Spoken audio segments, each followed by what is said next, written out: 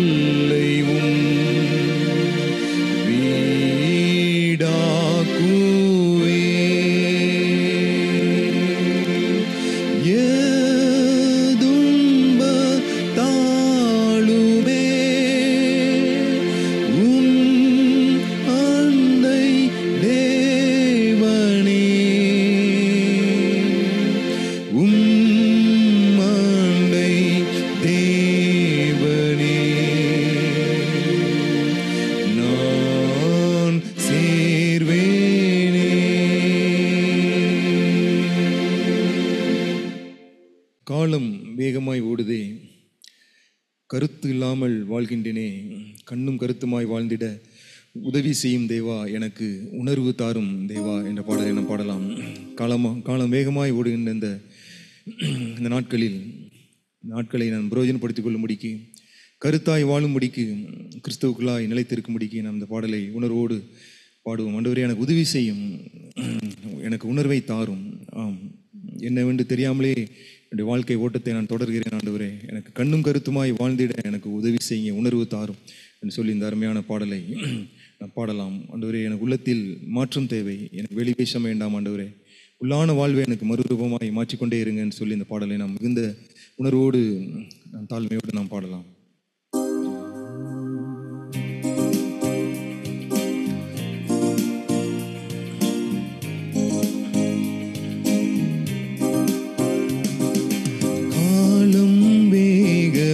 ஓடுதே, கருத்தில்லாமல் வாழ்கிறேன், கண்ணும் கருத்துமாய் வாழ்ந்திட உதவி செய்யும் தேவா, எனக்கு உணர்வு உணர்வு தாரும் தேவா,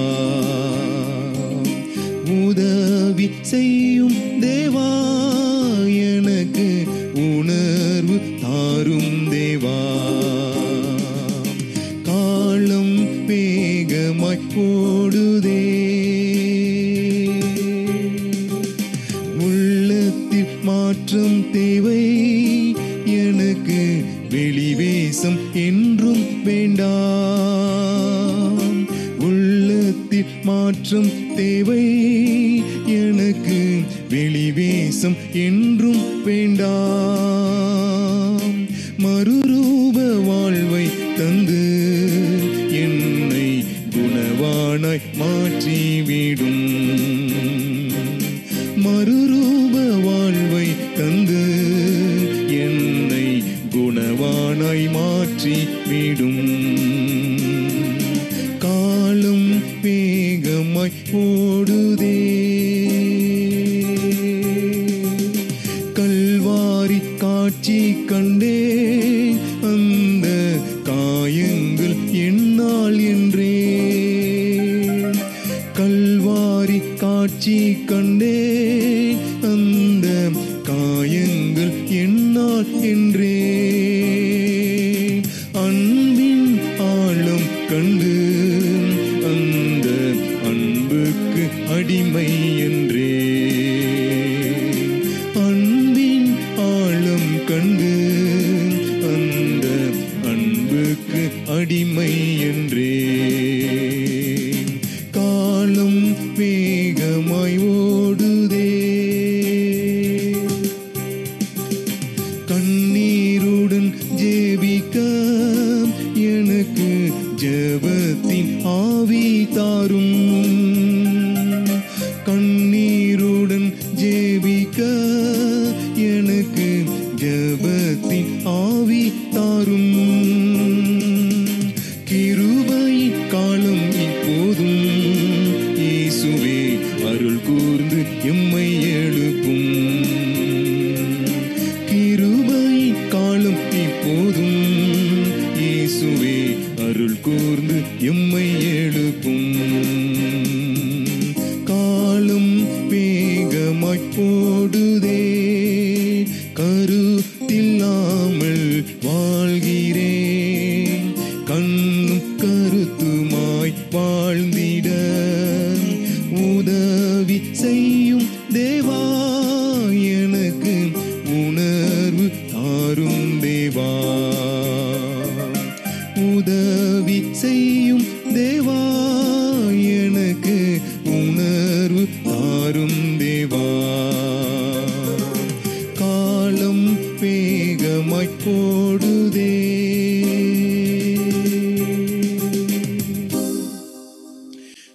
நாம் அமர்ந்தவாறே நாம் கண்களை மூடி தேவன் இந்த வேளையில் நம்மோடு பேசும்படிக்கு, நம்மோடு இருந்து நம்முடைய இருதயத்தில் நல்ல உணர்வை தரும்படிக்கு, நாம் கேட்கிற வார்த்தைகளை குறித்து நாம் எச்சரிக்கையாக இருக்கும்படிக்கு, ஜாக்கிரதையாக இன்னும் நம்மை மாற்றும்படிக்கு அவனுடைய வார்த்தை பிரத்யட்சமாய் நம்மோடு பரத்திலிருந்து பேசும்படிக்கு நாம் ஆண்டவரை நோக்கி பார்ப்போம். பிதாவே, இந்த வேளையிலே உங்களுடைய சமூகத்திலே எங்களை தாழ்த்தி அர்ப்பணிக்கிறோம் அப்பா. தரைமட்டாக எங்களை தாழ்த்துகிறோம். உம்மை அன்றி எங்களுக்கு வேறே கதி இல்லை, உங்களால் அன்றி எங்களால் ஒன்றும் கூடாது என்று சொல்லி நாங்கள் உங்களுடைய சமூகத்தில் வந்திருக்கிறோம் அப்பா. எங்களை இன்னுமாய் நாங்கள் தாழ்த்துகிறோம், எங்களை வெறுமையாக்குகிறோம், எல்லாவற்றையும் இறக்கி வைக்கிறோம் அப்பா. உங்களுடைய சமூகத்தில் இறக்கி வைக்கிறோம். உங்களுடைய நாமம் ஒன்றே எங்கள் மத்தியில் உயர்ந்திருக்கட்டும் அப்பா. உங்களுடைய நாமத்தை நீங்கள் எங்கள் மத்தியிலே மகிமைப்படுத்துங்கப்பா. உங்களுடைய வார்த்தையை எங்கள் மத்தியிலே நீங்கள் மகிமைப்படுத்துங்க. உங்களுடைய வார்த்தை எங்கள் மத்தியிலே ஆண்டவரே சத்தமாய் துணிக்கட்டும் ஆண்டவரே. உங்களுடைய சத்தம் எங்களிலே துணித்து எங்களுடைய இருதயங்களிலே உணர்வை உண்டு பண்ணட்டும் அப்பா. கல் மனதையெல்லாம் கரைந்து ஓட செய்யுங்க. கல்லான இருதயங்களெல்லாம் அப்பா கரைந்து ஓட செய்யுங்க அப்பா. எங்களை மாற்றுங்க. சதையான இருதயத்தை தாங்க. நல்ல நிலமாக எங்களுடைய இருதயத்தை மாற்றுங்கப்பா. நாங்கள் வாஞ்சிக்கிறோம். இன்னும் உண்மை போல மாறும்படிக்கு, உண்மை போல வாழும்படிக்காக எங்களை தாழ்த்தி எங்களை அர்ப்பணிக்கிறோம். எங்கள் மத்தியிலே பெரிய கிரியைகளை செய்யும்படிக்காக ஒப்புக் கொடுக்குறோம் ஆண்டவர். பரத்திலிருந்து எங்களோடு பேசி அப்பா எங்களை ஒவ்வொருவரையும் இந்த வேளையில் ஆசீர்வதித்து அனுப்புங்க ஆண்டவரே. இயேசுவின் நாமத்தில் ஜெபிக்கிறோம் பிதாவே, ஆமென். இப்பொழுதும் நம் ஆண்டவருடைய வார்த்தையை நாம் கேட்போம். மறுபடியுமாக நாம் இந்த ஜூம் இணைப்பின் மூலமாக சந்திப்பதற்கு தேவன் கொடுத்த நல்ல வாய்ப்புக்காக நான் தேவனுக்கு நன்றி சொல்கிறேன். சில நாட்களுக்கு முன்பாக என்னுடைய வாட்ஸ்அப் குரூப்பில் ஒரு சகோதரன் இப்படியாக டிஎல் மூடியினுடைய ஒரு வாசகத்தை அவர் அனுப்பியிருந்தார்.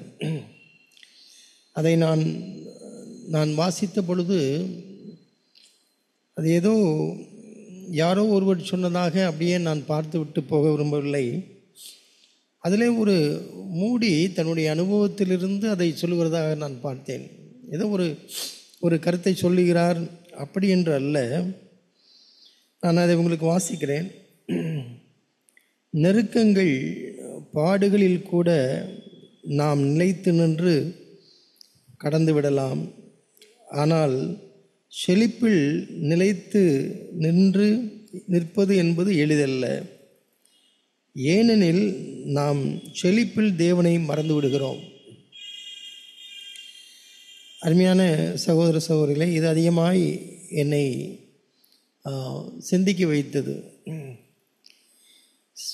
செழிப்பு இல்லையென்றால் ஒரு திருப்தியான ஒரு வாழ்க்கை நான் வாழும் பொழுது நான் தேவனை மறந்து விடுகிறோம் என்று அவர் தன்னுடைய அனுபவத்திலிருந்து தான் அதை சொல்லியிருக்க முடியும். ஆனால் நெருக்கங்கள் வரும்பொழுது நாம் அவரை கிட்டி சேருகிறோம். பல நேரங்களிலே என்னுடைய தனிப்பட்ட வாழ்க்கையிலே ஒரு ஊழியத்திலே ஒரு ஆசீர்வாதத்தை மற்றவர்களுக்கு பிரயோஜனமாக இருக்க போகிறது என்பதை நான் எப்படி அறிந்து கொள்வேன் என்றால், அதற்கு முன்பாக ஒரு குடும்பத்திலேயோ இல்லை என்றால் தனிப்பட்ட எனக்கு ஒரு பிரச்சனை, ஒரு நெருக்கம் இருக்கும். ஏன் இவ்வளவு நெருக்கம் இருக்கிறது என்று நான் யோசிக்கும் பொழுது நான் இவ்வாறு அதை குறித்து நான் தீர்மானம் பண்ணுவேன். ஏதோ ஒன்றை தேவன் நமக்கு செய்ய போகிறார். இல்லை என்றால் நான் சபையாக நாம் நடத்தப் போகிற அந்த கான்ஃபரன்ஸ் அது அநேகருக்கு பிரயோஜனமாக அமையப் போகிறது. ஆகவே இந்த நெருக்கங்கள் நம்மை தாழ்மைப்படுத்துகிறது என்பதை நான் பல சந்தர்ப்பங்களிலே நான் அறிந்திருக்கிறேன். சபையிலே கூட நாங்கள் எல்லோராலும் சபையாக நாங்கள் அங்கீகரிக்கப்பட்டிருக்கும் பொழுது நாங்கள் சகோதரர்களாக இல்லை என்றால் பொறுப்புள்ள சகோதரர்களாக நாங்கள் இணைந்திருப்பது, அதை காட்டிலும் எங்களுக்கு நெருக்கங்கள் வரும்பொழுது நாங்கள் இணைந்திருப்பது மிகவும் எளிதாக இருக்கிறது. அதில் ஒருவரை நாங்கள் நேசிக்க முடிகிறது. அப்பொழுது ஒருவரில் ஒருவர் நாங்கள் குற்றங்களை பார்ப்பதில்லை. அவைகளெல்லாம் எங்கள் கண்களுக்கு தெரிவதில்லை. ஆனால் எல்லாம் நன்றாக இருக்கும் பொழுது, நாம் அங்கீகரிக்கப்பட்டிருக்கும் பொழுது, இல்லை என்றால் திருப்தியாக இருக்கும் பொழுது, ஆசீர்வதிக்கப்பட்டிருக்கும் பொழுது, அப்பொழுதுதான் பல பிரச்சனைகளை நாம் சந்திக்கிறோம். அருமையான சகோதர சகோதரிகளே, சங்கீதம் 107 நாம் பார்க்கலாம். சங்கீதம் 107 நான் தியானித்தேன். அதையே நான் உங்களுக்கு பகிர்ந்து கொள்ள விரும்புகிறேன்.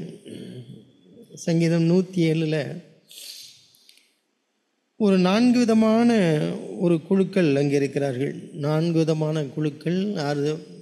அவர்கள் கடந்து போன பாதை, இவைகளையெல்லாம் நாம் பார்க்கலாம். 107 4வது வசனத்திலிருந்து பாருங்கள். இது முதலாவது ஒரு குழு. அவர்கள் தாபரிக்கும் ஊரை காணாமல் வனாந்தரத்தில் அவாந்தர வழியாய் பசியாகவும் தாகமாகவும் ஆத்துமா தொய்ந்ததாகவும் அலைந்து திரிந்தார்கள். இதை நாம் வாசிக்கும் பொழுதே வனாந்தரத்திலே இஸ்ரவேல் ஜனங்கள் அலைந்து திரிந்ததைத்தான் நாம் உடனே நம்முடைய ஞாபகத்துக்கு வருகிறது. அதைத்தான் நாம் அறிந்திருக்கிறோம். அவர்கள் குறை கூறினார்கள், முறுமுறுத்தார்கள், தேவனை விட்டு பின்வாங்கி போனார்கள். இதெல்லாம் பின்பாக இருக்கிறது. ஆனால் நான் இந்த வசனத்தை நான் வாசிக்கும் பொழுது, அவர்கள் தாபரிக்கும் ஊரை காணாமல் வனாந்தரத்திலே அவாந்தர வழியாய், அப்படி என்றால் அவர்கள் சந்தித்த அந்த நெருக்கடியான நிலைகளை நாம் சந்திக்கவில்லை. ஏனென்றால் எங்கே போகிறோம் என்று தெரியாமலே அவர்கள் அலைகிறார்கள், வனாந்தரத்தில் அலைகிறார்கள். அது மாத்திரமல்ல, பசியாகவும் தாகமாகவும் ஆத்துமா தொய்ந்ததாகவும் அலைந்து திரிகிறார்கள். ஆத்துமா தொய்ந்ததாகும் என்றால் அவர்கள் மயக்கம் போட்டு கீழே விழக்கூடிய அளவுக்கு அவருடைய நெருக்கம் அப்படியாக அது இருந்தது. அப்படி அவர்கள் அலைந்தார்கள் என்று இருக்கிறது. நான் வசனத்தை நான் பார்க்கும் பொழுது, நான் பசியிலே அலைந்து திரிகிறேன் இல்லை, நான் பசிக்கும் பொழுது எனக்கு ஆகாரம் இருக்கிறது, இல்லை என்றால் தாகம் எடுக்கும் பொழுது எனக்கு தண்ணீர் இருக்கிறது, எனக்கு உடல் பலவீனமான நேரங்களெல்லாம் நான் இளைப்பாறி விடுகிறேன். நான் ஒரு ஆத்மா தொய்ந்து போய் மயக்க நிலைக்கு வருகிற அளவுக்கு நான் இல்லை. அப்படியெல்லாம் ஒரு வறட்சியில் இல்லை. எனக்கு எப்பொழுது எது தேவைப்படுகிறதோ அதையெல்லாம் நான் செய்கிறேனே. அதை பார்த்துவிட்டு நான் எப்படி இஸ்ரவேல் ஜனங்களை குறை சொல்ல முடியும் என்று தான் நான் யோசித்தேன். அது ஒரு பக்கம், அது நான் அதில் கற்றுக்கொண்ட ஒரு பாடம்.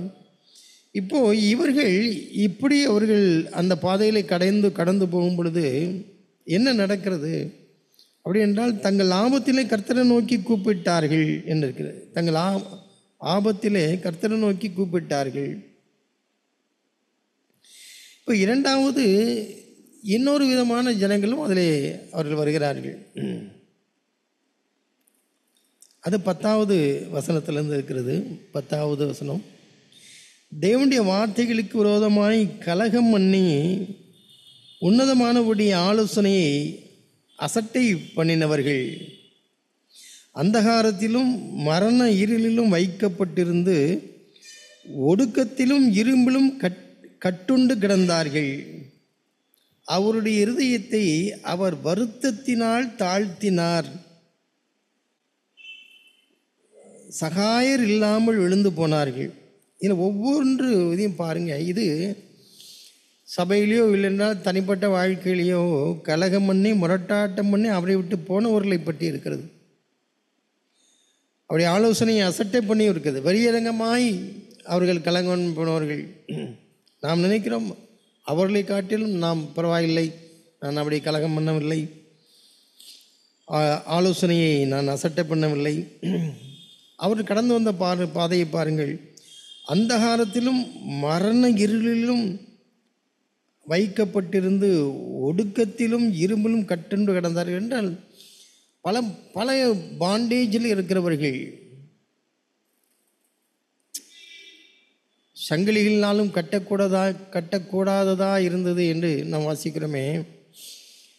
பிசாசு பிடித்தவனை பார்க்கும் பொழுது சங்கிலிகளினாலும் கட்டக்கூடாது என்றால் அவ்வளவாய் அவன் பிடிக்கப்பட்டு இருந்தான்.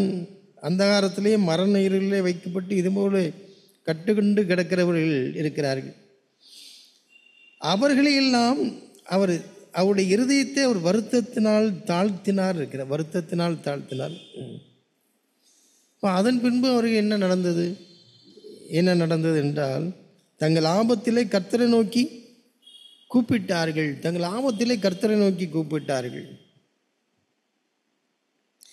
மூன்றாவதாக இன்னொரு கூட்டத்தை பாருங்கள். 17வது வசனத்திலிருந்து, நிர்மூடர் தங்கள் பாதக மார்க்கத்தாலும் தங்கள் அக்கிரமங்களினாலும் நோய் கொண்டு ஒடுங்கி போகிறார்கள். அவர்கள் ஆத்துமா சகல போஜனத்தையும் அரோசிக்கிறது. அவர்கள் மரண வாசல்கள் பரியந்தமும் சமீபிக்கிறார்கள். ஒருவேளை இவர்கள் நோய்வாய்ப்பட்டவர்களாக இருக்க கொண்டும் அவர்கள் தேவனை விட்டு தூரமாய் போய் நோய்வாய்ப்பட்ட ஜனங்கள், இவர்களை பற்றி அவர்கள் நோய் கொண்டு ஒடுங்கி போகிறார்கள். அவர்கள் ருசியுள்ள ஆகாரத்தை கூட அவர்கள் உண்ண முடியவில்லை. அவர்கள் ஆத்மா சகல போஜனத்தையும் அரோசிக்கிறது. அவர்கள் மரண வாசல் பரியந்தம் சமீபிக்கிறார்கள். அதாவது மரண தருவாயில் வியாதி முற்றி போயிருக்கிறது. அவருடைய நிலைமையை பார்த்தால் பரிதாபமாக இருக்கிறது. சபையிலே கூட சிலருடைய வாழ்க்கையை நான் பார்க்கும் பொழுது அவருடைய வாழ்க்கையிலே பலவீனம், இல்லை என்றால் வியாதி, அடுத்தடுத்து வியாதிகள், மருத்துவமனைக்கு வைத்தியரை பார்க்கவும் திரும்ப வரவும், வைத்தியரை பார்க்கவும், இப்படியாக அவருடைய நிலையெல்லாம் நான் பார்த்து அவருக்காக நான் வருத்தப்பட்டது உண்டு. ஆனால் இங்கே நாம் என்ன பார்க்கிறோம் என்றால், அவர்கள் கூட தங்கள் ஆபத்திலே கர்த்தரை நோக்கி கூப்பிடுகிறார்கள். தங்கள் ஆபத்திலே கர்த்தரை நோக்கி கூப்பிடுகிறார்கள். இப்போ 23வது வசனத்தை பாருங்கள். இது 4வது ஒரு கேட்டகரியில், கப்பல் ஏறி கடல் யாத்திரை பண்ணி திரளான தண்ணீர்களிலே தொழில் செய்கிறார்களே. ஒருவேளை இது கப்பல் தொழில் செய்கிறவர்களுக்காக இருக்கிறது. ஆனால் மற்ற அலுவலகங்களிலே வெளியே தங்களுடைய பிழைப்புக்காக இருக்கிற அவர் தொழில் செய்கிற இடமானாலும் சரி, அவருடைய அலுவலர்கள் எதுவானாலும் இருந்தாலும் சரி, அங்கேயும் பல சூழ்நிலைகள், நெருக்கடிகள். சிலருக்கு நெருக்கடிகள் இல்லை, சிலருக்கு நெருக்கடிகள் இருக்கிறது. ஆனால் நெருக்கடியிலே இருந்து தங்களுடைய வாழ்நாட்களை தங்களுடைய வாழ்வாதாரத்துக்காக பிழைப்புக்காக செய்கிறவர்கள், அவர்களை பாருங்கள். கப்பல் ஏறி கடல் யாத்திரை பண்ணி திரளான தண்ணீர்களை தொழில் செய்கிறார்களே, அவர்கள் கர்த்தருடைய கிரியைகளையும் ஆழத்திலே அவருடைய அதிசயங்களையும் காண்கிறார்கள். அவர்கள் காண்கிறார். அப்போது பள்ளத்தாக்கிலே கரையோரத்தில் இருக்கிறவர்கள் அந்த அனுபவத்தை பெறவில்லை. ஆனால் கடல் யாத்திரை பண்ணுகிறவர்கள் அதை அனுபவிக்கிறார்கள். எப்படி என்றால் 25வது வசனத்திலே, அவர் கட்டளையிட பெருங்காற்று எழும்பி அதன் அலைகளை கொந்தளிக்க பண்ணும். அப்போது ஒரு பள்ளத்தாக்கிலே, இல்லை என்றால் நம்முடைய தேசத்திலே நாம் சுகமாய் எந்த ஒரு பிரச்சனையும் இல்லாமல் இருக்கிற அனுபவம் வேறே, கடலிலே உள்ள அனுபவம் வேறே. ஏனென்றால் எந்த நேரத்திலே அலை வரும், அது எப்படி கொந்தளிக்கும் என்பது தெரியாது. அவர்கள் ஆகாயத்தில் ஏறி ஆழங்களை இறங்குகிறார்கள். அப்போ ஒவ்வொரு முறையும் மேலேயும் கீழேயும் போகும் பொழுதெல்லாம் அவர்களுடைய இருதயம் கலங்குகிறது, கிளேசத்தினால் கரைந்து போகிறது, வெறித்தவனை போல அலைந்து தடுமாறுகிறார்கள். அவருடைய ஞானமெல்லாம் முழுகி போகிறது. அவருடைய ஞானமெல்லாம் முழுகி போகிறது என்றால் நான் இவ்வாறு தான் பார்க்கிறேன். இந்த பிரச்சனையிலிருந்து நான் எப்படி வெளிவரலாம் என்று யோசித்து செய்வதற்கெல்லாம் அவர்களுக்கு ஒன்றுமில்லை. அது எல்லாமே அது முழுகி போயிற்று. இல்லை என்றால் அதையெல்லாம் அந்த யோசனைகள் எல்லாம் வற்றி போயிற்று. அவர்களும் என்ன செய்கிறார்கள் பாருங்கள். அப்பொழுது அவர்கள் ஆபத்திலே அவர்கள் கர்த்தரை நோக்கி கூப்பிடுகிறார்கள். 4 இடங்களிலுமே நீங்கள் பார்ப்பீர்கள் என்றால் 4 வகையான பிரச்சனைகள், வியாதிகள், நெருக்கங்கள், வறுமை, இவைகளை கடந்த பொழுது கூட இவர் எல்லோரும் தேவனை தேடுகிறார்கள். நீங்கள் வாசித்து பார்ப்பீர்கள் என்றால் எல்லா இடங்களிலேயும் தேவன் அவர்களை விடுவிக்கிறார். எல்லா இடங்களையும் விடுவிக்கிறார். அதை நாம் முதல் கேட்டகரியில் உள்ளவர்களை பாருங்கள். முதல் கேட்டகரியில் 6வது வசனத்திலே, தங்கள் ஆபத்திலே கர்த்தரை நோக்கி கூப்பிட்டார்கள், அவர்கள் இக்கட்டுகளிலிருந்து அவர்களை விடுவித்தார் என்று இருக்கிறது. 2வது கேட்டகரியிலையும் பாருங்களேன். 13வது வசனத்திலே, தங்கள் ஆபத்திலே கர்த்தரை நோக்கி கூப்பிட்டார்கள், அவர்கள் இக்கட்டிலிருந்து அவர்களை நீங்களாக்கி ரட்சித்தார். அந்தகாரத்திலும் மரண இருளிலும் இருந்த அவர்கள் வெளிப்பட பண்ணி அவர்களை கட்டுகளை அறுத்தார். கர்த்தர் வெண்கல கதவுகளை உடைத்து இருப்பு தாழ்பால்களை முறித்தார் என்று அவருடைய கிருபையின் நிமித்தமும் மனுபுத்தருக்கு அவர் செய்கிற அதிசயங்கள் நிமித்தம் அவரை துதித்தார்கள். அதை பாருங்கள், அதிசயங்களையும் அற்புதங்களையும் அவர்கள் பார்த்தார்கள். வெண்கல கதவுகளையும் கர்த்தர் உடைத்தார் என்றால், இருப்பு தாழ்பால்களையும் முடித்தார் என்றால் இதில் சாத்தியமே இல்லை, இதில் விடுதலை சாத்தியமில்லை என்ற இடங்களில் கூட தேவன் அவருடைய கூக்குரலை கேட்டு அவர்களை விடுவிக்கிறார் என்று தான் பார்க்கிறோம். நம் வியாதிப்பட்டவர்களை பாருங்கள், 19வது வசனத்திலே தங்கள் ஆபத்திலே கர்த்தர் நோக்கி கூப்பிடுகிறார்கள். 20வது வசனத்திலே அவர் தமது வசனத்தை அனுப்பி அவர்களை குணமாக்கி அவர்களை அழிவுக்கு தப்புவிக்கிறார். அவர்கள் வியாதியிலே விடுதலையானாலும் சரி, பாவத்திலிருந்து விடுதலையானாலும் சரி, அவர்கள் தேவன் நோக்கி கூப்பிடும் பொழுது அவர்களை வசனத்தை அனுப்பி அவர்களை தப்புவிக்கிறார், விடுவிக்கிறார், குணமாக்குகிறார். 28வது வசனத்தில் பாருங்கள், இதில் பல பிரச்சனைகளிலே அவர்கள் இருக்கிறவர்கள். 28வது வசனம், தங்கள் ஆபத்திலே கர்த்தரை நோக்கி கூப்பிடுகிறார்கள், அவர்கள் இக்கட்டுகளுக்கு அவர்களை நீங்களாக்கி விடுவிக்கிறார். 29ல் என்ன நடக்குன்னு பாருங்கள், கொந்தளிப்பை அமர்த்துகிறார், அதன் அலைகள் அடங்குகின்றது. சரி, இப்போ இந்த 4 இடங்களிலுமே இவைகள் சம்பவித்ததுக்கு அப்புறம் அவர்கள் என்ன செய்கிறார்கள் என்று நீங்கள் பார்ப்பீங்கன்னா, முதலாவது கேட்டகரியில் 9வது வசனத்தை பாருங்கள். அவருடைய கிருபை நிமித்தம் மனுபுத்திற்கு அவர்கள் செய்கிற அதிசயங்கள் நிமித்தம் அவரை துதிப்பார்களாக. 4 இடத்துலையுமே அவர்களை துதிப்பார்களாக, இல்லை என்றால் அவர்கள் ஸ்தோத்திர பலிகளை அவர்கள் செலுத்தி அவருடைய கிரியைகளை ஆனந்த சத்தத்தோடு அவர்களுக்கு விவரிப்பாராக. 31வது வசனத்திலே கர்த்தர் அவருடைய கிருபை நிமித்தமும் மனுபுத்திற்கு அவர் செய்கிற அதிசய நிமித்தம் துதித்து ஜனங்களின் சபையிலே அவரை உயர்த்தி மூப்பர்களின் சங்கத்திலே அவர்களை போற்றுவார்களாக. அப்போது 4 விதத்துலேயுமே ஒரே பேட்டர்னில் தான் இருக்கிறது, ஒரே மாதிரி தான் சம்பவிக்கிறது. ஒரு நெருக்கம், அவர்கள் கர்த்தரை தேடுகிறார்கள், அவர் விடுவிக்கிறார், அவர்கள் தேவனை துதிக்கிறார்கள். இதை நாம் பார்க்கிறோம். இவைகளெல்லாம் பார்த்துவிட்டு 38வது வசனத்தை பாருங்கள். 37லிருந்து வயல்களை உண்டாக்கி விதைத்து திராட்சை தோட்டங்களை நாட்டுகிறார்கள், அவர்கள் வரத்துள்ள பலனை தரும், அவர்களை ஆசீர்வதிக்கிறார், மிகுதியும் பெருகுகிறார்கள், அவருடைய மிருக ஜீவன்கள் குறையாதிருக்க பண்ணுகிறார். அப்போ அதற்கு அடுத்தாற்போல் என்ன வர வேண்டும்? அவர்கள் தேவனை நோக்கி கூப்பிட்டார்கள், இல்லையென்றால் அவர்கள் தேவனை ஸ்தோத்தரித்தார்கள் என்று வர வேண்டும். ஆனால் அதிலே அப்படி ஒன்றும் வரவில்லை. பிரபுக்களின் மேல் இகழ்ச்சி வரப்பண்ணி வழியில்லாத அவாந்திர வெளியிலே அவர்களை திரியச் செய்து. அப்போ இந்த பிரபுக்கள் செழிப்பாய் ஆன பொழுது அவரை மறந்து விட்டார்களோ என்று தான் நான் பார்த்தேன். ஏன் இந்த முறைமை ஒரு பேட்டர்ன் என்று பார்க்கிறோமே, 4 விதமான நெருக்கங்களிலேயும் ஒரு பேட்டர்ன் இருக்கிறது. அவர்கள் தேவனை நோக்கி தேடுகிறார்கள், அவர் விடுவிக்கிறார், அவரை துதிக்கிறார்கள். அப்போது ஆசீர்வதிக்கும் பொழுதும் அப்படி தானே நடந்திருக்க வேண்டும், நடக்கவில்லையே.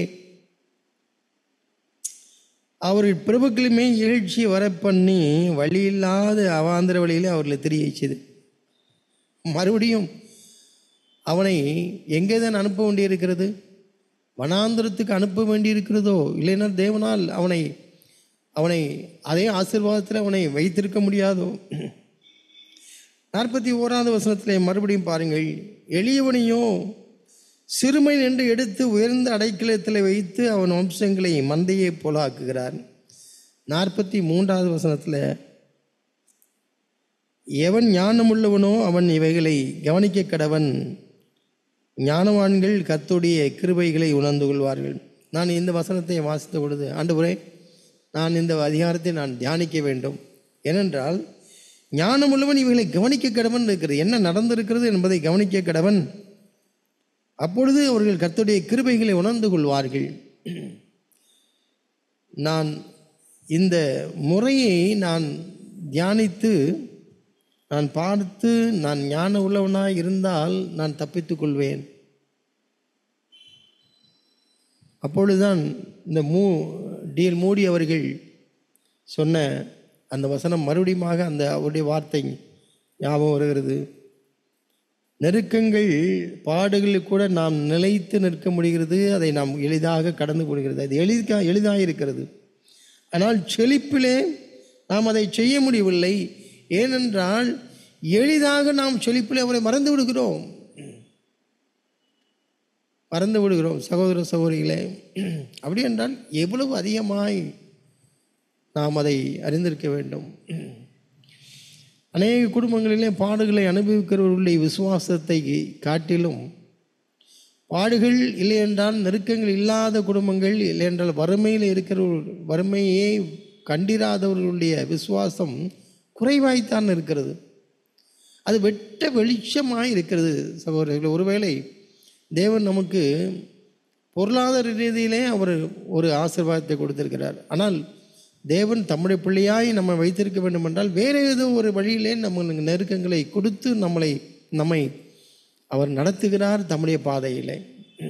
அப்படி ஒரு நெருக்கமும் இல்லை என்றால் நாம் நிதானித்து பார்க்க வேண்டும். தேவன் என்னை எப்படி நடத்துகிறார்? ஒரு பிள்ளையைப் போல நடத்துகிறாரா இல்லை என்று நாமே நிதானித்து பார்க்க வேண்டியிருக்கிறது. ஏனென்றால் நான் இப்படி ஒன்றும் இல்லாத இடங்களிலெல்லாம் நான் அவரை விட்டு நான் விலகி நிற்பதைத்தான் நாம் பார்க்கிறோம். அதைத்தான் நான் முதலிலேயே நான் சொன்னேன். எங்களுடைய சபை வாழ்க்கையிலே கூட விமர்சனங்கள், நெருக்கங்கள் இவைகள் வரும்பொழுது நாங்கள் சபையாய் சகோதரர்களாய் நாங்கள் இணைந்து வலுவாய் நிற்க முடிகிறது. ஆனால் எல்லாம் நன்றாய் நடந்து எல்லாம் சுமூகமாய் போய்கொண்டு இருக்கும் பொழுது அவ்வளவு நெருக்கம் இல்லை சகோதர சகோதரிகளே. அப்படி என்றால் நாம் இதை வாஞ்சிக்க வேண்டும். இந்த பாதையிலே நாம் கடந்த பொழுது ஒருவரையும் நான் விமர்சிக்க முடியவில்லை, ஒருவரையும் குறை கூற முடியவில்லை. நான் 107 சங்கீதத்தில் ஒருவேளை இஸ்ரவேல் ஜனங்கள் அப்படி என்று நான் எதையாவது நாம் அவர்களை பற்றி சொல்லியிருந்தாலும் இல்லை அதற்கு ஒப்பாய் நம்முடைய சபையிலே நமக்கு கூட இருக்கிறவர்கள், நம்மை சார்ந்திருக்கிறவர்கள், நம்முடைய உறவினர்கள் இல்லைன்னா சபையிலே மற்றவர்கள் ஒரு பாதையில் கடந்து போகும்பொழுது அவர்கள் ஏன் எப்படி இருக்கிறார்கள், ஏன் எப்படி ரியாக்ட் பண்ணார்கள், இப்படி ஏன் அவர்கள் நடந்து கொண்டார்கள் என்றெல்லாம் பல விமர்சனங்களை நாம் எளிதாலும் செய்ய முடிகிறது. ஆனால் நாம் அந்த பாதை வழியாக கடந்து போயிருப்போம் என்றால் அது நமக்கு வரவே வராது. கிருபையினாலே நான் ரட்சிக்கப்பட்டிருக்கிறேன். என்னால் அவரை குறை சொல்லவே முடிகிறதில்லை. இந்த 107 சங்கீதம் 5வது வசனத்துக்கு மறுபடியாக வருவோம்.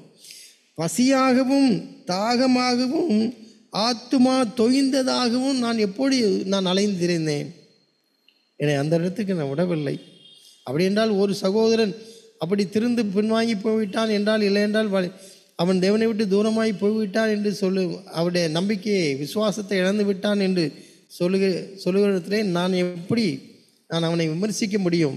இல்லை என்றால் அவனை எப்படி நான் குறை சொல்ல முடியும்?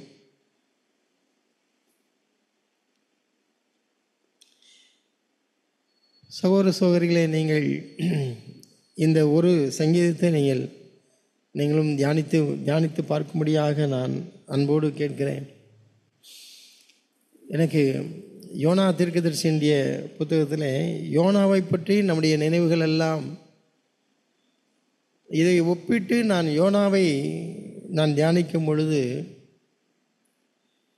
எளிதாய் யோனாவை அவன் ஒரு கீழ்ப்படியாத தீர்க்கதரிசி என்று நாம் சொல்லிவிடுகிறோம். அவன் தேவன் சொன்னதை அவன் செய்யவில்லை. ஆனால் அந்த யோனாவினிடத்தில் பல நன்மையான நாம் அறிந்திராத இல்லை என்றால் நாம் செய்ய முடியாத பல காரியங்களை யோனா செய்திருக்கிறார். யோனாவுடைய வாழ்க்கையில் நான் தியானித்த சில பகுதிகளை நான் உங்களுக்கு காண்பிக்கிறேன். சில பகுதிகளை அவன் தர்ஷீஷ்க்கு, அதாவது நினிவேக்கு போகாமல், யோனாவின் புத்தகம் 1வது அதிகாரத்தில் 4வது வசனத்தை பாருங்கள். அவன் போகும்பொழுது சமுத்திரத்தின் மேல் பெருங்காற்றை வரவிட்டார். அதனால் கடலிலே கப்பல் உடையும் என்று நினைக்கத்தக்கதாக பெரிய கொந்தளிப்பு உண்டாயிற்று. அப்பொழுது கப்பற்காரர் பயந்து அவனவன் தன் தேவனை நோக்கி வேண்டுதல் செய்கிறார்கள். இதைத்தான் நாம் வாசிக்கிறோம். ஆனால் யோனாவோ வென்றால் கப்பலின் கீழ் தட்டில் இறங்கி போய் படுத்து கொண்டு அயர்ந்த நித்திரை பண்ணினான். நான் இந்த யோனாவுடைய சுபாவத்தை வைத்து நான் தியானித்து பார்த்தேன். எனக்கு ஒரு சின்ன ஒரு பிரச்சனையில் கூட இரவில் தூக்கம் வரவில்லை என்று இருக்கிற நாம், ஒரு சிறிய பிரச்சனை கூட பயந்து நடுங்குகிற நாம், இவ்வளவு பெரிய கொந்தளிப்பு, தன்னை சுற்றி இருக்கிற அத்தனைவரும் அதனாலே பாதிக்கப்பட்டு அவர்கள் ஆண்டவரை நோக்கி அவரவர்களுடைய தெய்வத்தை நோக்கி அவர்கள் இருக்கும் பொழுது யோனா மட்டும் அயர்ந்த நித்திரை எப்படி பண்ண முடிந்தது? அவன் அவ்வளவாய் தேவன் அறிந்த ஒரு மனுஷனாய் வாழ்ந்து வந்திருக்கிறான். இப்போ வெளியே போகிறவன். ஆனால் அவன் அவ்வளவாய் தேவனை நம்பி இருந்த ஒரு மனுஷன், தேவன் யார் என்பதை அறிந்த மனுஷன். இப்போ விலகி போனதுக்கே பின்னாடி ஒரு காரணம் சொல்கிறார். நீர் இரக்கமுள்ள ஒரு மனுஷன் என்பதை நான் நினச்சிருக்கிறேன், நான் அறிந்திருக்கிறேன் என்று சொல்கிறார். 4ஆம் அதிகாரத்தில் 2ஆம் வசனத்தில் கர்த்தரை நோக்கி விண்ணப்பம் பண்ணி, கர்த்தாவே, நான் என் தேசத்தில் இருக்கும்போதே நான் இதை சொல்லவில்லையா என்றால் சொல்கிறார் பாருங்கள். நீர் இரக்கமும் மன உருக்கமும் நீடிய சாந்தமும் மிகுந்த கிருபையுள்ள தீங்குக்கு மனஸ்தாபப்படுகிற தேவன் என்று அறிவேன் என்று ஆணித்தரமாய் சொல்ல முடிகிறது என்றால் அவ்வளவாய் தேவன் அறிந்த ஒரு மனுஷன். இப்படி யோனாவிடத்தில் குறை பார்க்க முடிகிறது. அது மாத்திரமல்ல அவன் அயர்ந்த நித்திரையில் இருக்கும் பொழுது அவனை சீட்டு யோனாவின் பேருக்கு விழுகிறது. அப்போ அவனை போய் தட்டி எழுப்புகிறார்கள், அவனிடத்தில் கேட்கிறார்கள், அவனை பற்றிய ஒரு டேட்டா கேட்கிறார்கள், அவனை பற்றிய விவரத்தை கேட்கிறார்கள். அவன் ஒரு விவரத்தையாவது அவனை பற்றி தன்னை பற்றி சொல்லும் பொழுது அவன் பொய் சொல்லவில்லை. அவனுடைய நேர்மையை பாருங்கள், உண்மையை சொல்கிறான். உன் தொழில் என்ன, நீ எங்கேருந்து வருகிறாய், உன் தேசம் எது, என்ன ஜாதியான் என்று கேட்கிறார்கள். நான் எபிரேயன், சமுத்திரத்தையும் பூமியும் உண்டாக்கின பரலோகத்தின் தேவனாகிய கர்த்தரிடத்தில் பயபக்தி உள்ளவன் என்றார். அதோடு நிற்கவில்லை, அவன் தேவனுடைய கர்த்தருடைய சமூகத்திலிருந்து ஓடி போனவன் என்பதை அவன் செய்கிறான். அவன் சொல்கிறான், அதை பின்னாடி வாசிக்கிறோம். அவன் கர்த்தருடைய சமூகத்திலிருந்து விலகி ஓடி போகிறவன் என்று தங்களுக்கு அறிவித்ததினால் என்றால் அந்த 3 ஸ்டேட்மெண்ட் வச்சுருக்கேன். நான் ஒரு எபிரேயன், நான் தேவனுக்கு பயப்படுகிற ஒரு பயபக்தி உள்ளவன், ஆனால் இப்பொழுது நான் கர்த்தரை விட்டு நான் விலகி ஓடி போய் கொண்டிருக்கிறேன். அவ்வளவு நேர்மையாய் அவன் சொல்ல முடிகிறது பாருங்கள். அதுதான் நான் யோனாவிடத்தில் பார்த்த ஒரு காரியம். அவ்வளோ நேர்மையாய் சொல்கிறான், நான் பயபக்தி உள்ளவன் தான், ஆனால் இப்பொழுது நான் அவரை விட்டு நான் விலகி ஓடி போய் கொண்டிருக்கிறேன். இப்போ அடுத்தது பாருங்கள். அப்போ நான் என்ன செய்யணும் என்று கேட்கிறார். இந்த பிரச்சனை தீர வேண்டும் என்றால் என்ன செய்ய வேண்டும்? நாம் அப்படியே யோனாவுடைய ஸ்தானத்தில் நின்று பார்ப்போம். யோனா ஒன்றை சொல்கிறார், என்னை தூக்கி கடலிலே போடுங்கள், அப்பொழுது உங்களுடைய பிரச்சனையும் சரியாகிவிடும், அப்பொழுது சமுத்திரம் உங்களுக்கு அமர்ந்திருக்கும் என்று சொல்கிறார். யோனாவை தூக்கி கடலில் போட்டால் என்ன நடக்கும் சகோதர சகோதரிகளே? தன்னை தூக்கி அவன் கடலில் போட்டால் என்ன நடக்கும்? நிச்சயமாக மரணம் என்பது நாம் யாருமே யூகிக்க முடியும். இப்போ கடலில் இருக்கும் பொழுது அந்த கப்பலிலிருந்து என்னை தூக்கி கடலில் போடுகிறேன் என்றால் நான் நீந்தி பிழைப்பேன் என்று அவன் நினைத்தா அதை செய்கிறான். அப்போ நம்மை காட்டிலும் அவனுடைய விசுவாசம் அதிகமாக இருந்தது என்பதை தமிழ் தேவனை இன்னுமாய் கிட்டி சேர்ந்த ஒரு மனிதனை அல்லாமல் இப்படி தைரியமாக சொல்ல முடியுமா? என்னை தூக்கி கடலில் போடுங்கள். ஆல்மோஸ்ட் அது ஒரு சூசைட் அட்டம்ப்ட் போல தான். விழுந்தால் கடலில் தூக்கி போட்டால் மரணம்தான். ஆனாலும் அதை யோனா தைரியமாய் செய்ய முடிகிறதே. அப்பொழுது என்ன நடக்கிறது பாருங்கள். அப்போ யோனாவிடத்தில் அப்படி சொன்ன உடனே அவர்கள் அவனை தூக்கி போடுகிறார்கள், பயந்து போய் தூக்கி போடுகிறார்கள், கடல் அமர்ந்து விட்டது. இப்பொழுது என்ன நடக்கிறது பாருங்கள். அந்த யோனாவினாலே இவர்களும் தேவனை தேட ஆரம்பித்து விட்டார்கள். யோனா இருந்த கப்பலில் உள்ளவர்கள் எல்லாரும் யாரை தேட ஆரம்பித்து விட்டார்கள்? தேவபக்தியாய் மாறிவிட்டார்கள். ஒரு மனுஷனுடைய கீழ்ப்படியாமல் இருந்த சூழலிலும் அவனுடைய உத்தமமாய் அதில் இருந்ததினாலே அவர்கள் கர்த்தருக்கு மிகவும் பயந்து கர்த்தருக்கு பலியிட்டு பொருத்தனை பண்ணுகிறார்கள் என்று சொல்கிறார். என் அருமையான சகோதர சகோதரிகளே, அது மாத்திரமல்ல, அவன் மீனின் வயிற்றிலே இருக்கும் பொழுது அவன் ஆண்டவரை நோக்கி அவன் கூப்பிடுகிறான். என் நெருக்கத்திலே நான் கர்த்தரை நோக்கி நான் கூப்பிட்டேன், அவர் எனக்கு உத்தரவு வரலினார். சங்கீதம் 107 நாம் 3வது ஒரு கேட்டகரியில் பார்த்தோமே, கடலுடைய அலைகள். அதோடு ஒப்பிட்டு பாருங்கள். நான் கர்த்தரை நோக்கி கூப்பிட்டேன், பாதாளத்தின் வயிற்றிலிருந்து கூப்பிட்டேன், நீரின் சத்தத்தை கேட்டீர். ஒரு விடுதலை, அவன் ஒரு விடுதலையை பெறுகிறான். அதன் பின்பு மறுபடியுமாக தேவனுடைய வார்த்தை அவனுக்கு வருகிறது. அவன் போகிறான். அவன் போய் தேவனுடைய வார்த்தையில் சொல்லும் பொழுது அங்கேயும் ஜனங்கள் மனம் திரும்புகிறார்கள். அவன் ஈராக்கில் போய் தேவனுடைய வார்த்தைகளை நீமையிலே அவன் பிரசங்கிக்கும் பொழுது மகா கொடுமையான மனிதர்கள், க்ரூவல் பீப்புள்,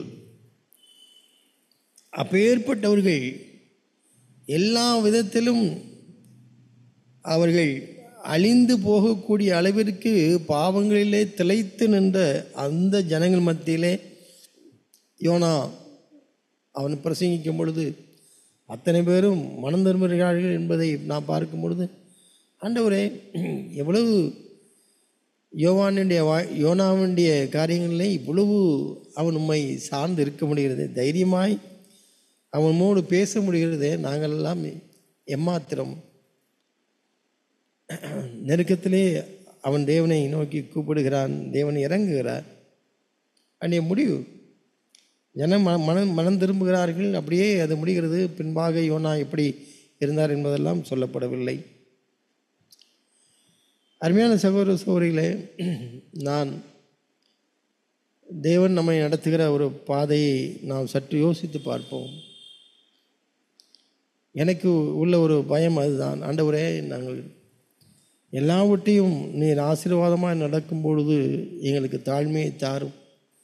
தாழ்மையிலே எங்களை எப்படியாவது அந்த தாழ்மையிலே நடத்தும். அதற்குரிய வழிகளில் இனி எந்த வழிகளை கையாண்டாலும் பரவாயில்லை. அது வறுமையோ, இல்லை என்றால் தனிமையோ, இல்லை என்றால் வியாதியோ, இல்லை என்றால் தவறாய் புரிந்து கொள்ளப்படுகிற ஒரு சூழ்நிலையோ, இல்லை என்றால் அலுவலகத்தில் உள்ள நெருக்கமோ, ஒன்றிலே தேவன் நமக்கு ஒரு செழிப்பையும் ஒரு திருப்தியையும் கொடுத்திருக்கும் பொழுது, இன்னொன்றிலே தேவன் நம்மை பாதுகாப்பாக வைத்திருப்பார் என்றால் நாம் தேவனுக்கு நன்றியுள்ளவர்களாய் நாம் இருப்போம்.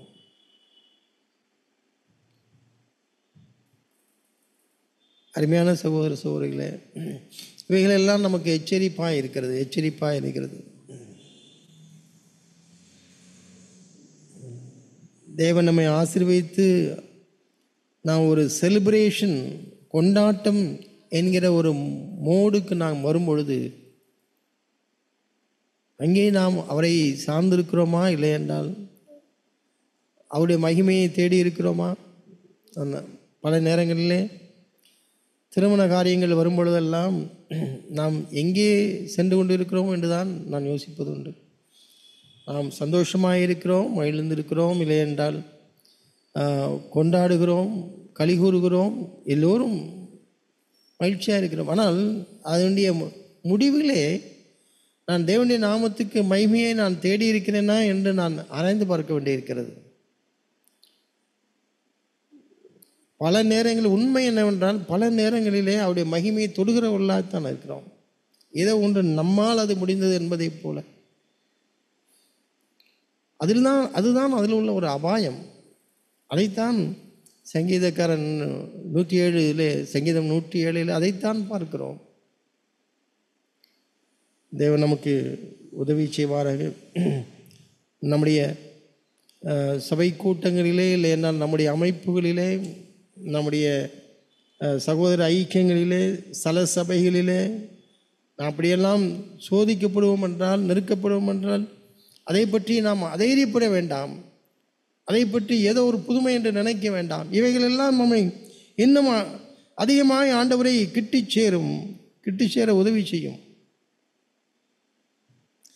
நம்முடைய தேவன் நம்மை நடத்துவார். நெருக்கங்களை நாம் மத்தேயு எழுதின சுவிசேஷத்திலே நாம் வாசிக்கிறோம். 11ஆம் அதிகாரத்தில், என் நுகம் மெதுவாயும் என் சுமை லகுவாயும் இருக்கிறது. ஆண்டவர் தன்னுடைய பாதையிலே அழைக்கும் பொழுது அதை ஏதோ ஒரு பெரிய செலிப்ரேஷன் என்று சொல்லவில்லை. அதை அவர் நுகம் என்றும் சொல்லுகிறார், சுமை என்றும் சொல்கிறார். ஆனாலும் அது மெதுவாயும் அது லகுவாயும் இருக்கிறது என்று தான் சொல்கிறார். ஆகவே நாம் உபத்திரவங்களுக்கோ இல்லை என்றால் நெருக்கங்களுக்கோ நாம் பயப்பட வேண்டிய அவசியம் இல்லை. அதே தேவன் வெளிப்படுத்தின விசேஷத்தில் 2ஆம் அதிகாரம் 24வது வசனத்தில் சபைக்கு சொல்லும்பொழுது நாம் அதை பார்க்கலாம். வெளிப்படுத்தின விசேஷம் 2ஆம் அதிகாரம். நான் இந்த வசனத்தை நான் தியானித்த பொழுது ஆண்டவர் எவ்வளவு மென்மையானவர் என்று நான் பார்த்தேன். 24வது வசனத்தில், தியத்தீராவிலே இந்த போதகத்தை பற்றி கொள்ளாமலும் சாத்தானுடைய ஆழங்கள் என்று அவர்கள் சொல்கிறாரே, அந்த ஆழங்களை அறிந்து கொள்ளாமலும் இருக்கிற மற்றவர்களாகிய உங்களுக்கு நான் சொல்லுகிறதாவது, உங்கள் மேல் வேறொரு பாரத்தையும் சுமத்த மாட்டேன். ஆண்டவருடைய இதை பாருங்களேன். இதை ஒன்று எப்பொழுதும் நமக்கு பாரத்தை சுமக்கிற தேவன் என்பதை போல அல்ல. நீ மகனே, நீ இந்த நெருக்கங்களில் வழியாக போகிறாய், இல்லை என்றால் நீ விசுவாசத்தில் நிலைத்திருக்கிறேன், அதிலே நீ நிலைத்திரு, நீ பற்றி கொண்டிரு. நான் வேறு ஒன்றையும் நான் உங்களுக்கு சுமத்த விரும்பவில்லை, வேறு ஒரு பாரத்தையும் நான் சுமத்த மாட்டேன். நீ அந்த விசுவாசத்தை பற்றி கொண்டு நீ இருந்தால் போதும். எவ்வளவு அந்த வசனத்தை நான் பார்க்கும் பொழுது ஆண்டவருக்கு எப்பொழுதுமே பாரத்தை கொண்டு வைக்க வேண்டும் என்பதெல்லாம் அவர் விருப்பம் இல்லை. என்னை ஒரு இடத்துக்கு கொண்டு வர வேண்டும் என்பதற்காக அதை செய்கிறார். அவரே சோதித்து என்னுடைய விசுவாசத்தை பார்த்த பின்பு அவர் எனக்கு சொல்லுகிறது, நான் வேறு ஒன்றையும் நான் உனக்கு சுமத்துகிறது இல்லை, வேறு ஒரு பாரத்தையும் நான் சுமத்த மாட்டேன். உங்களுக்கு உள்ளதை நான் வரும்பொழுதும் பற்றி கொண்டிருங்கள், அது போதும். அப்படித்தான் நம்மை நடத்துவார் சகோதர சகோதரிகளை. அப்படித்தான் நான் விசுவாசிக்கிறேன். தேவன் நமக்கு உதவிச்சுவாராக. நாம் கண்களை மூடி நாம் ஜெபிக்கலாம். எங்கள் நல்ல பிதாவே, இந்த ஒரு வாக்கியத்தின் மூலமாக நீர் எங்களோடு பேசுகிறீர். ஆண்டவரே, நீர் எங்களை எந்த பாதையிலே நடத்தி சென்றாலும், அது நெருக்கமானாலும், வியாதி ஆனாலும், பிரச்சனைகள் ஆனாலும், எதிர்காலத்தை சந்திக்க முடியாத, எப்படி சந்திக்கப் போகிறோம் என்று ஒரு வறுமையானாலும், எல்லாவற்றிலும் மூலமாக நீர் எங்களை உம் அண்டைகளை சேர்க்கிறீரே, அதற்காக ஸ்தோத்திரம் ஆண்டவரே.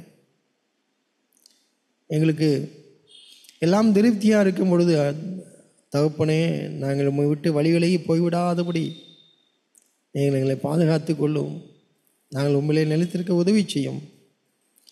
ஒரு நாளும் நாங்கள் உண்மை மறந்து விடாதபடி தகப்பனே எங்களை உம்முடைய வழியிலே நடத்த வேண்டுமா நாங்கள் ஜெபிக்கிறோம். சபையிலே அப்படியாய் நாங்கள் மகிழ்ந்திருக்கட்டும் ஆண்டவரே. சபையிலே நெருக்கங்கள் வரும்போது நாங்கள் தோண்டு விட வேண்டாம். கருத்து வேறுபாடுகள் வரும்போது நாங்கள் தோண்டு விட வேண்டாம் ஆண்டவரே. தேவரே, எங்களுக்கு நன்மைக்காகவே நடத்துகிறேன். எங்களை ஐக்கியத்தை பலப்படுத்தும்படியாக நீ நடத்துகிறீர் என்பதை நாங்கள் அறிந்திருக்கிறோம் ஆண்டவரே. அதைகளை நாங்கள் ஏற்றுக்கொள்ள உதவி செய்யும். அதை நாங்கள் தழுவிக்கொள்ள உதவி செய்யும். நாங்கள் அதிலே நாங்கள் உம்முடைய பாடத்தை கற்றுக்கொள்ளட்டும் ஆண்டவரே. உன்னை நீர் நடத்துகிற பாதையை நாங்கள் ருசிக்கட்டும் ஆண்டவரே. இயேசுவின் நாமத்தில் கேட்கிறோம் ஜீவனுள்ள நல்ல பிதாவே. ஆமென், ஆமென்.